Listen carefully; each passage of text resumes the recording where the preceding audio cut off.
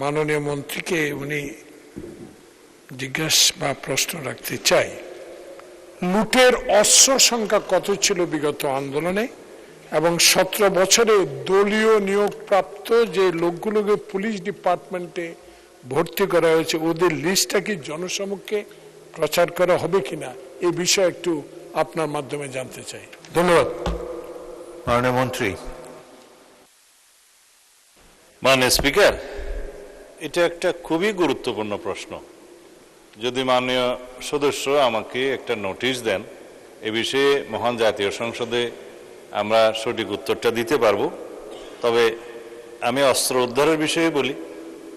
প্রতিনিয়ত আমরা যে অস্ত্র উদ্ধার অভিযান করছি তার মধ্যে লুট হওয়া কিছু কিছু অস্ত্র পাওয়া যাচ্ছে। নম্বর থেকে সেটা মিলিয়ে আমরা সংবাদ মাধ্যমেও বলি, প্রেস ব্রিফিংয়েও বলি যে লুট হওয়া অস্ত্র এটা পাওয়া গেছে।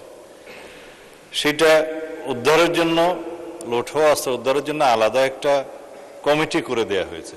সব বাহিনী মিলিয়ে তারা তৎপরতা চালাচ্ছে। আশা করি আমরা সকল লুট করা অস্ত্র যেগুলো কারাগার থেকে হয়েছে বা অন্য জায়গা থেকে হয়েছে এগুলো উদ্ধার করতে পারবো। আর একটা বিষয় বলেছে দলীয় ভিত্তিক নিয়োগ, যেটা বিগত ফ্যাসিবাদী সরকারের সময় হয়েছে, সেই জন্য আমরা তদন্ত পরিচালনা করছি। সেটা প্রায় শেষ পর্যায়ে আছে।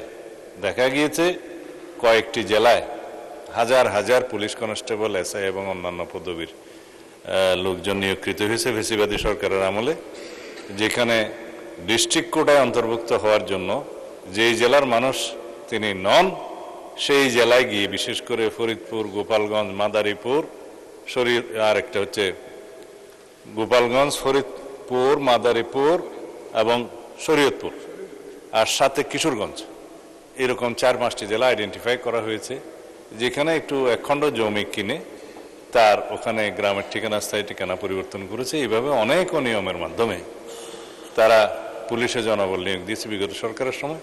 আমরা তদন্ত করে একটা পর্যায়ে এসেছি, সেটা যখন ফাইনাল হবে আমরা জাতির সামনে উন্মুক্ত